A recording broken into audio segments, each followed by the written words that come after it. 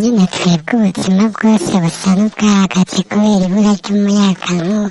Tugira n'uwo tubaza tubajije atubwira ngo bariko barabikora ngo ukazorindira. Iryo jwi mwumvise ni ry'umwe mu banyagihugu bo muri komine Mutumba mu mwiheburo mwinshi yidoga avuga ingene atabona uko bagiye kubaho mu gihe ibikorwa byose bahora bakora bisaba umuyagankuba vyahagaze kubera ikena ry'uyo muyagankuba. Vyifashe uko nyene kandi no muri komine Nyabikere yo mu ntara ya Karusi, aho nk'uko bamwe mu banyagihugu babibwiye RPA amezi agiye kuba 2 bari mu kajembegeti ko kutagira umuyagankuba. Ivyo rero bikaba vyatumye ubuzima busa n'ubwahagaze kuko benshi bari babeshejweho n'ibikorwa bikenera umuyagankuba. Uyu munyagihugu aravyigana. Umucano kabisa biratugeramiye cyane, usanga n'ubuzima bwahagaze, bakora ivyo kumwa, umucano usanga tuwukenera mu buryo bwinshi, nk'ubu no kuronka umucano wa telefone honyene ni ikibazo gikomeye.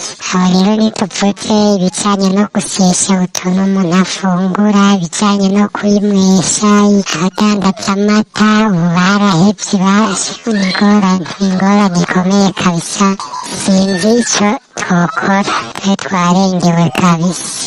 Kimwe mu biriko birababaza abo banyagihugu nukungene abo mu gisata citwa hydraulique ari nabo batanga uyo muyagankuba basa n'abahevye gutorera inyishu iyo ngorane. Iyo bababajije bivugira ko ari icyuma co ku rugomero rwa Nyabikere rubaha umuyagankuba capfuye. Amezi abiri arakwiye ata muyagankuba twigeze tubona.